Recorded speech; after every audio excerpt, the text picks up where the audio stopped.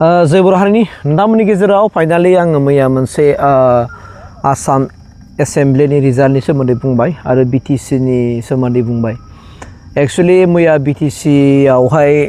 माने इउपिपिएलआ बिराद गाज्रि जेनबाय आरो मानि थाखाय जेनदों बेखौ आं नुदों गर्जन सारा बिनि सायाव मोनसे माखासे एक्सप्लेनेसन होदों। एक्सपेक्टेसन मोनसे एक्सप्लेनेसनखौ बिथां सारा होबाय। थारमाने बिथांनि बुंनाय बायदिब्ला आं बुंला आरो नोंथांमोना जुदि नुवाखैब्ला समान बसुमतारी इउटुब चेनेलाव थांनानै नोंथांमोना नायबानो जागोन आरोखि बिथाङा गर्जन सारा मा बुंदों बेखौ।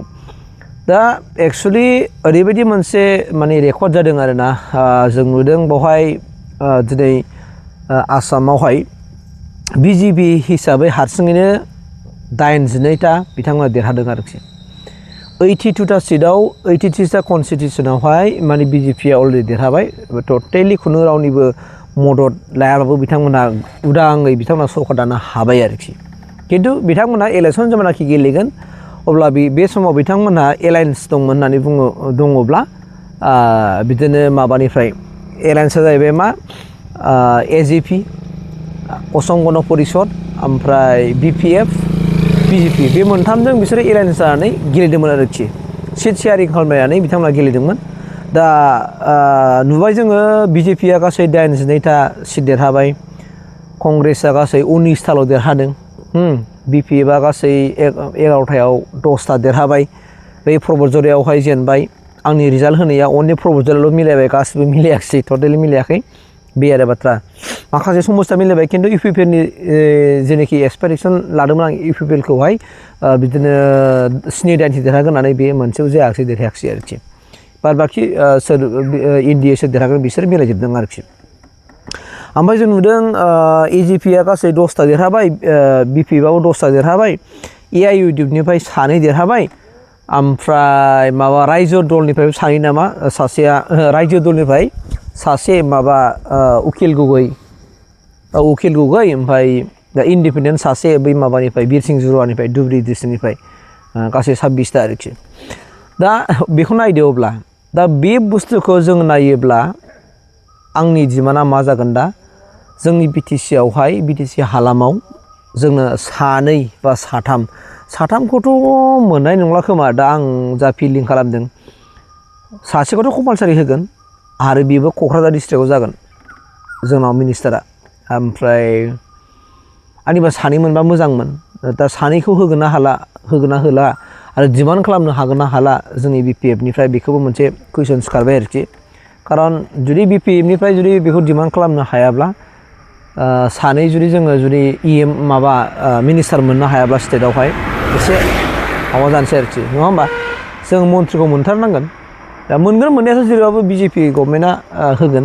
खिन्थु सासेयाथ' कम्पालसारि मोनखागोनखा आरो बेबो क'क्राझार जिल्लानिफ्राय मोनगोन आरोखि। बे माने स्पस्ट जादों। दा बाथ्राया गोबां माने खिलिमेलि ओंखारबाय, गोबां मानसिफ्रा डिप्रेसनाव थाबाय। दा आं नुदों दैदेनगिरिफ्राबो बिराद डिप्रेसनाव थादों। माबोरै बिदि जाखो सिमाङाव नुथावै खुनु मोनसे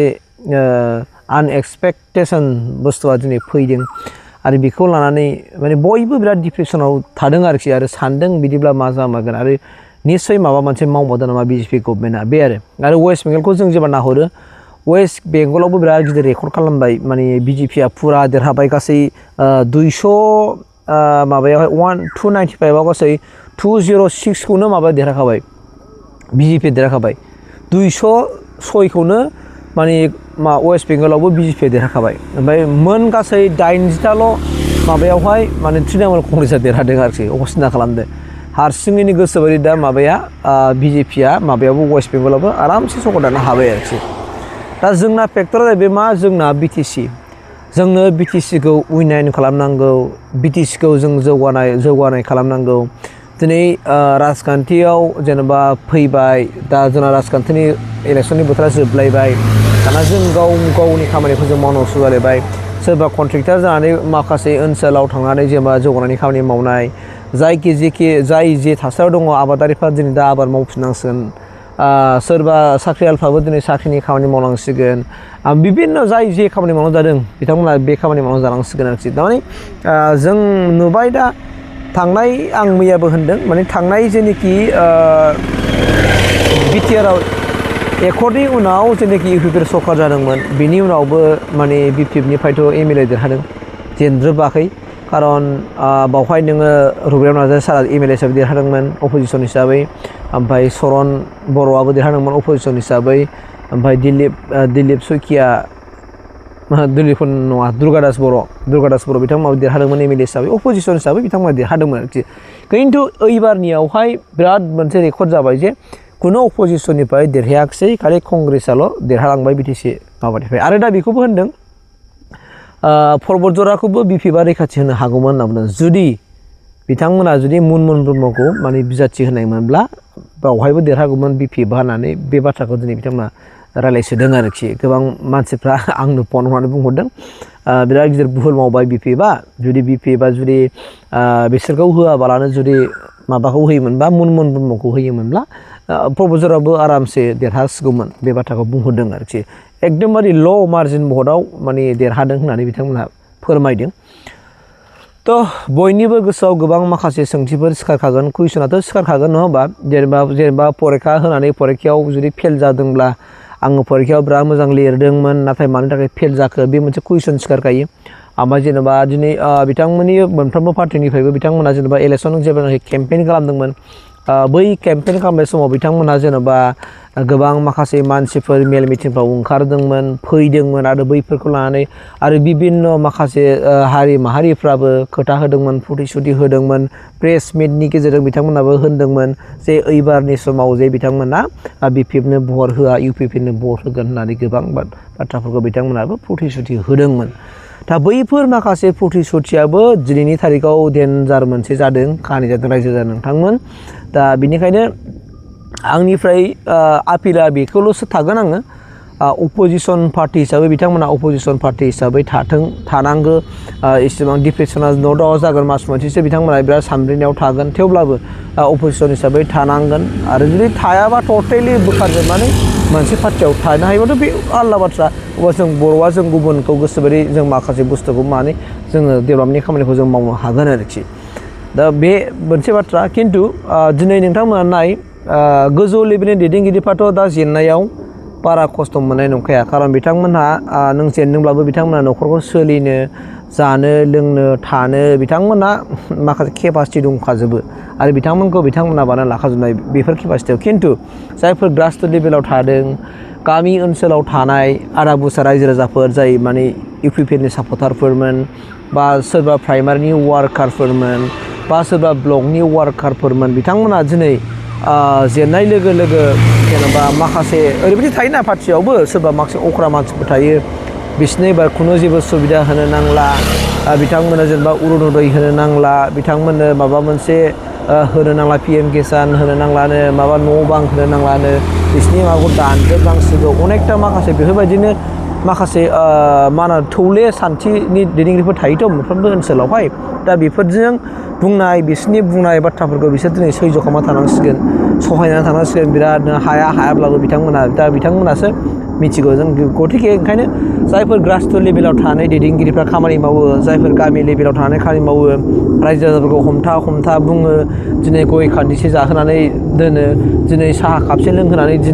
दिनै जौ कापसे लोंहोनानै दोनो थांथ' नाङा जेरावबो बावनो था बेबा गोबां बिथांमोना दिनै दा फिजिकेलि नङाब्लाबो मेन्टेलि दिनै बिराद हेरेसमेन्ट जाबाय बिसोरो सानबाबो सानथ'नो हायाखिसै आरो जेन'बा जेखि पार्टियाव थायाथों मानो बै मोनफ्रोमबो पार्टिनि सापर्टारफ्रानोथ' मोनफ्रोमबो पार्टिखौ देरहाजानो लुगैयोथ' स' बे हिसाबै बिथांमोना देरहानायनि खाथिराव खामानि मावबाय देरहानायनि खाथिराव प्रतिश्रुतिबो होबाय खोथाबो होबाय दा बेफोर बाथ्राखौ लानानै बिथांमोना मावदोंमोन नाथाय दिनै नोंगौ हाजारबाबो हक रायजोफ्रा जायनो भट होबाय बेखौ जों गनायनानै लानांगोन नङा होमबा रायजो राजाफ्राथ' गनायनांगोन दा बेवहाय जों बेखौनो लानानै जोङो दिनै गोरोबलायनानै समाजनि जौगानायखाय जों मावनो नाजानांगोन मावलायनांगोन नङा होमबा दा बेफोरसो दैदेनगिरिफोरनि गुना बेयावसो थायो ओंखायनो जोङो जेखि पार्टियाव थायाथों मानो दिनै इलेक्सना जोब्बाय दिनै मावनानै जानायनि सम फैलायबाय गामियाव माब्ला मोनसे सावरि बादालि जागोन हाबा खेराइ जागोन माबा मोनसे ससियेलि खामानिफोर जागोन बेफोराव ज' ओंखारलायनानै बिथांमोना गावजों गाव माखासे नों दानागार आं दानागार माखासे मददनि गेजेरजों बिथांमोना खामानिखौ मावलायनांगोन आरो हाबाफारिफोरखौ जाफुंसार होलायनांगोन आरोखि दा बाहायखौनो जों डिप्रेसन जानानै इसेबां माने सानब्रेनानै गावखौनो जेनेबा फिउचाराव जेबो मावनो हायि बायदि साननो नाङा आरो नैबे थासारिया खारन गोबां माखासे सोलायनाय लाबोनो हागौ खारन गोबां माखासे जाय बिथांमोनहा फोरमायनाय बायदिब्ला न' डाउट माखासे दैदेनगिरिफ्राबो BPFनि जायफोर दैदेनगिरिफोर बिथांमोनाबो बै माखासे जायफोर UPPनिफ्राय दैदेनगिरिफोरखौ लांदों बिथांमोननो गोबां माखासे प्रतिश्रुति होदों होनना बुंदों जे इलेक्सन जोबनाय लोगो लोगोनो बिथांमोननो माखासे स्किमफोर राननानै होगोन आरो बैफोर स्किमफोरखौ गमामायै जुदि राननानै होनो हामाराब्ला बिथांमोनाबो माखासे माइनास जानो हागौ आरो बिथांमोनाबो दुखु मोनफिनगोन आरो दुखु मोननानै निस्सय आरो बाहाय ओंखारफिनलायनाय मानायबो जानो हागौ दा जेखि जादों मानो आंनिफ्राय रिकुवेस्ट बेयावनो अपोजिसना जेनेबा अपोजिसन हिसाबै थानांगौ आरो रुलिं हिसाबै रुलिङै थानांगौ रुलिङा दा जेनेबा रुलिं गभर्नमेन्ट हिसाबै गोबां जौगानायनि खामानि मावगोन आरो बिथांमोनखौ मावनो खाबु होनांगौ सुबिदा होनांगौ आंनि बुंनाया बेनो जे जायफोर राजनितिकआव फोथाराव थानानै खामानि मावो बिथांमोनखौ राजनितिगिरि खामानि मावनो जों बिसोरनो स्कप होनांगौ सुजुग होनांगौ आरो जायफोर बिजनेस लाइनाव मावो आबादारिफोर बिथांमोनखौबो गाव गावनि खामानिखौ मावनो माने सुजुग सुबिदा होनांगौ जों रावजोंबो जों हिंसा जालायनो नाङा राजनितिकआ फैगोन थांगोन 5 बोसोर मरे थांगोन फैगोन जायनो बांसिनै समाजनि मोजां खामानि मावनो हागोन रायजो राजाफ्रा बबेबायदि थासारिखौ माने लुगैयो माबेबायदि थासारिखौ रायजो राजाफ्रा हास्थायो बैफोरबायदिखौ जों दैदेनगिरिफ्राबो बुजिनांगोन अपोजिसनानो जा रुलिं गभर्नमेन्टआनो जा आरो बैफोरबायदि रायजो राजाफोरजों लुगैनाय बैफोर माखासे खामानिफोरखौ मावनानै होनो हाबासो ना बै पार्टिया देरहागोन ना दा बेफोरखौ जोंनाव बिथांमोना बुजिलायनानै सार्जारि खालामनो आरो आं सानो स्पेसियेलि माने आंनि बुजिनायावहाय UPPL हिसाबै UPPLआ गोबां सोलोंनांगौ थाबाय गोबां लेसनफोर सोलोंनांगौ थाबाय मानोना बिसोरो दिनै खेबसे नङा खेबनै हाजारबार जेंग्लिबाय बै समावबो बिथांमोना BPF बा रुलिं गभर्नमेन्ट थानाय समावबो गोबां जेंग्लिबोखाबाय आरो नै BTR खेबसे कaliसन गभर्नमेन्ट दानाय लोगो लोगो बिनि उनावबो दिनै 5 बोसोरावनो टेम बायफिनबाय बाहाय गोबां माखासे लेसन सोलोंनांगौ थाबाय होननानै आं सानो आरो UPPLखौहाय नङामोनब्ला जुदि जों सोलोंनांगौ लेसन गैया UPPLआ जुदि सोलोंनांगौ लेसन गैयाब्ला बिदि जेंग्लिबाय थानो नाङामोन दा निस्सय बहाबा नङा बहा माबा मोनसे खहा थालांदों आरो हयथ' रायजो राजाफोरा माने माखासे UPPLनि मावनो लानाय प्रतिश्रुतिखौ मोजां मोना एबा बिथांमोननि माखासे बाथ्राफोरखौ मोजां मोना आरो गोबां मानसिफ्रा दिनै बुंदों थांनाय UPPL सरकारनि समाव टाउन सहरावनो दखानफ्रानो खुलिनो हायामोन मानो हाया माने सेलानो जायाब्ला कास्टमारफ्रानो फैयाब्ला बोब्रै जेनेबा दखानफोरखौ खुलिला माला बेबायदि मोनसे गोबां बाथ्रा ओंखारदों दिनै क'क्राझार बायदियावनो होनदों क'क्राझार टाउनाव नोङो दखानफ्रानो खुलिनो हायामोन खुलिला माने सानसे गाहाम खुलिना थाबाबो कास्टमारानो गैया थारमाने मानो गैया थारमाने माखासे फैसा फैनायनि माखासे लामाफ्रा सर्सफ्रा थारमाने जों मोन्दों अब्ला बे सर्सफ्रा गोमादों UPPL सरकारनि समाव दा BPF फैनाय लोगो लोगो गोबां बयबो गारि मटर सालायनो हादों माखासे बिजनेस मावनायनि सुबिदाखौ मोन्दों बिथांमोननि आखायाव फैसा फैदों आरो दा फैसा फैनायखायनो दिनै बैफोर टाउनफ्राव जोंनि दखानफ्रा खुलिफिनजोबदों बिथांमोनाबो सेल जादों दा बैफोरबायदि माखासे फैसा ओंखारनाय फैसा मोननाय फैसा होनाय बे सर्सफ्रा UPPLनि समाव जायाखै होनदों आरो दा माने BPF फैनाय लोगो लोगो जाफिनदों ओंखायनो दा दखानदारफ्राबो बिजनेसफ्राबो दा ओंखायनो BPFखौ मोजां मोनदों आरो BPFखौनो सरकाराव नांगौ होननानै बिथांमोना हास्थायदों बे बाथ्राया दिनै सोराङाव फैदों रायजो राजा नोंथांमोन दा बे बाथ्राखौ नोंथांमोननि गेजेराव आं शेयार खालामबाय आरोखि थेंक इउ